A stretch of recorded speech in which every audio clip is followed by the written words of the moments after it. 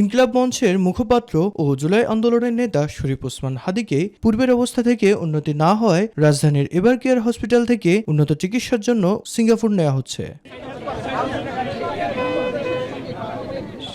বেলা 1:30টার দিকে পরিবারের 2 সদস্য সহ এয়ার অ্যাম্বুলেন্স হযরত শাহজালাল আন্তর্জাতিক বিমানবন্দর ত্যাগ করে। হাদীকে সিঙ্গাপুর জেনারেল হাসপাতালে উন্নত চিকিৎসার কথা নিশ্চিত করেছে মেডিকেল বোর্ড। মেডিকেল বোর্ড জানায় তার শারীরিক অবস্থা আশাব্যঞ্জক নয়, তবে মিরাকল হতে পারে জানিয়ে দেশবাসীর কাছে তার সুস্থতা কামনা করেন।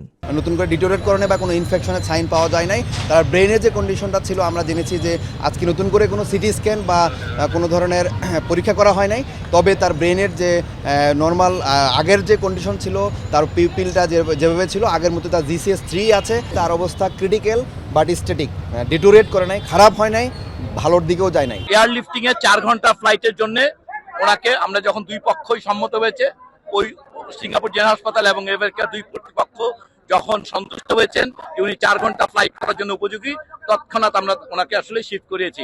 গুলিবিদ্ধ শরীফ ওসমান হাদীর বিদেশি চিকিৎসা যত ব্যয় হবে তা সরকার বহন করবে বলে জানিয়েছেন অর্থ উপদেষ্টা ডক্টর সালেউদ্দিন আহমেদ। হাদীর জন্য যখন বলেছে যে বাইরে পাঠানো হবে, তো অবভিয়াসলি টাকার ইনভলভ। আর অর্থমন্ত্রী থেকে আমরা বলেছি যে আমরা যাই লাগে হেলিকপ্টার নিতে হবে, মানে এয়ারবেসে।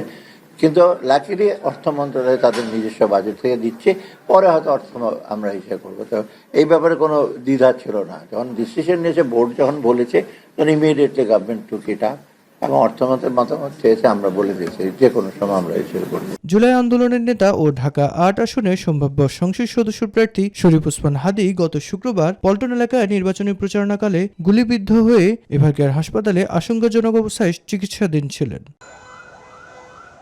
মিফতা গালিব, মাই টিভি, ঢাকা।